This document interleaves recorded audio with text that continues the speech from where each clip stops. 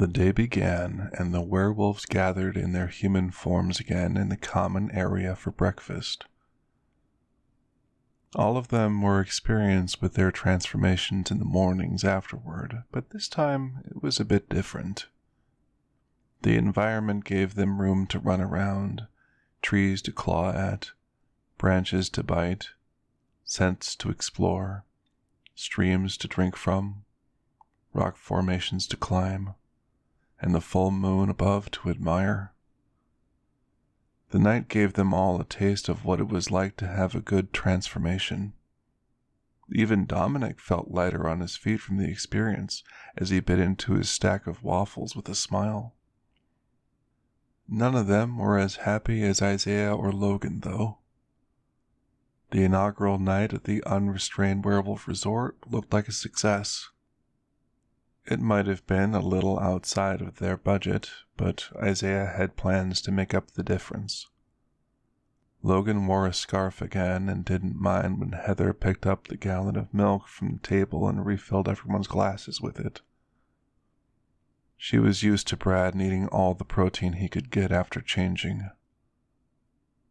Isaiah changed into different clothes before breakfast and before the resort took a head count.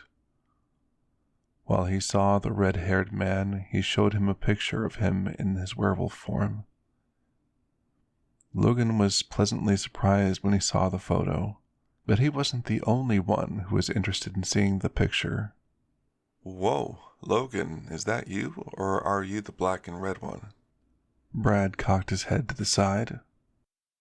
"Actually, that's Isaiah. He's pretty handsome, isn't he?" Logan replied. Yeah, you weren't kidding. You're a big boy," Heather said, and looked over at Brad, who paused and dropped his fork. "I'm not gonna lie, I'm pretty jealous right now." Brad smiled, but it made Heather scoff. "You are perfectly big. You're always like this, so insecure about your size." "I just want a picture, too. I kind of want a clear idea of what I look like." "What? Should I be worried? Are you a size queen now?" "We could find a ruler somewhere if you really want to, just not here at the breakfast table." Logan set his glass of milk down. "Do I get a say in this?" Brad laughed and dismissed the discussion. "We're just kidding. Not that I don't want to see your shifted form. Maybe next month. What do you think?" He looked around, and everyone planned on returning the following full moon. Collectively, there was a fragile relief. If they so desired, they could be more open with the people they were close to about their lycanthropy since they were receiving treatment, and technically in compliance with the law, for however long that lasts. Still, there were no laws protecting them from being fired from their jobs or restricted access to businesses based on their lycanthropy. Isaiah's job was safe as chairman of the werewolf resort, though he would be in hot water if the Rangers found out it was him who escaped from another facility. The crimes he committed to accomplish that surely would catch up to him, and the newer, friendlier facility by association. No job waited for Logan or Dominic, and they needed to change that sooner than later. Logan had a place to live with his father, but he eventually had to find some real work history to put under his belt, instead of odd jobs at a temp agency which might only have employment for the day. Dominic was worse off because his last real home was 4 states away. He had a friend from high school who lived about 6 hours south, who he was trying to get a hold of. Brad owned his own tattoo parlor and catered to a more accepting demographic. Years ago, Heather moved northwest from Indianapolis into her aunt's old home, where she made good use of her tech degree. She worked primarily for a company that made lenses. They were mostly polycarbonate, glass, or plastic, but on occasion they took on a contract for a laser welder or computer-assisted vision device. The resort held their raffle, and one of the other werewolves won a leather handbag, and the other won a bumper sticker with a werewolf decal on it that read, "There's 13 more where I came from." The resort completed their head count and opened their doors again.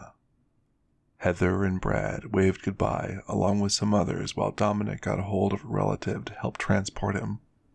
"How are you feeling, bud?" Isaiah said to Logan, who smiled in satisfaction over his now empty breakfast plate. "I'm doing really good. I think I can make it through the morning without any pain meds." The tan werewolf nodded immediately. "That's a pretty good sign. I still have a recovery potion I don't think I'm going to use. You can have it if you want." "Thanks, but I still have mine too." "Are you sure that these are safe?" Logan asked as he unzipped the front cargo pocket of his backpack and found 2 potions the resort provided him. He pulled out one designated for healing and examined it. Isaiah shrugged. "They haven't killed me yet." It wasn't the vote of confidence that the redhead was looking for. Logan looked back at him, though his expression of resigned contempt was for the answer and not for Isaiah himself. "I'll hold on to it in case I need it," Logan told the chairman and casually noticed Dominic pacing steadily back and forth on a cell phone he borrowed from one of the staff members. He leaned against the bar and eyed behind the counter and then at the staff member. She read from a magazine, but it was clear she would rather scroll through her phone. Dominic promised to make a quick phone call that grew more incorrect and inconvenient by the minute. She found a genuinely interesting article and engrossed herself in it. Dominic noticed her focus changed and shifted his stance ever so slightly to lean further and further against the bar. In a moment that you missed if you blinked, the heavy-set man switched the phone to his other hand and leaned back against the bar. There was something red in his hand that stood out. He brought a decorative cocktail cherry to his mouth and chewed on it while he listened to the person on the other side of the phone call. His hand was full of them, even though there was free breakfast, which included black cherries. Even more peculiar was the bar cherries were left over from the night before, touched countless times by flies, and allowed to warm up in the room temperature. They couldn't be tasty, Logan thought, and thought they seemed to give Dominic little pleasure as he popped another and another in his mouth, until his hand held nothing but a red sticky residue. The redhead looked back at Isaiah. "So what do you have going on today?" "At noon I get to meet with the committee to review the opening, talk about cost and sustainability. I get to explain that we need more people to come here to the resort. If things go well with everyone who came here yesterday, we can justify having more of us getting our treatment at the resort every full moon." "And doesn't that mean that you need there to be more werewolves to stay afloat? Financially?" Logan wondered. Isaiah could see the smaller man's concern and tongued the roof of his mouth for a while as he thought. "There are around 1,700 werewolves in North America in illegal species facilities. Who knows how many more are out in public? The people that show up at facilities, they don't come from nowhere. A lot of people don't want to go. I used to blame them, but now I understand it. But what I'm saying is that there's already an abundance of need. And the great thing about having to do only 2 days every lunar cycle is that the place can be used for other things on the rest of the days. There's a wedding happening in late September." "People aren't put off by the fact that this is a werewolf resort?" "Nah, at least not these people. I guess the allure of autumn colors trumps the fear of sitting on the same toilet as a werewolf," Isaiah joked. Logan chuckled and looked out into the open area behind the barrier. "I can't wait to see it," he said dreamily before resting his hands on his backpack.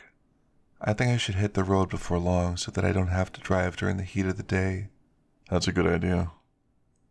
I'll see you next month, right?" "You bet." Before they parted ways, they asked for each other's phone numbers so that Isaiah could get the photo from Logan's phone. The suntan man let Logan know he got the picture when it came through. and Isaiah admired his own appearance again. He felt slightly embarrassed by his vanity, which he suddenly became aware of. But he'd forgive his indulgence. He never looked this way at the facility. He saw himself in the mirror then. While there, he was a patchy ensemble of seemingly independent shapes. His legs were uneven lengths and competed at night for contact with the floor. And he hissed his spittle upon every outward breath when his neck bulged against the collar and made it impossible to swallow comfortably. His eyeballs were either sunken deep into his skull or so bulbous that they could barely close his eyelids around them. He appeared exactly how the therapy leaders described all of them, as bell tower abominations which God still required them to love. However, he adored how he appeared in the picture. He was healthy and cohesive. He was lovable, approachable, touchable. He was happy, and even had a friend there with him with his own silly grin. They both looked like big, dumb, carefree puppies. Isaiah sighed and looked back on the times he had to apologize for existing this way. How many times, he wondered, did he say he was sorry for the condition that made this special moment possible? "I'm not sorry,"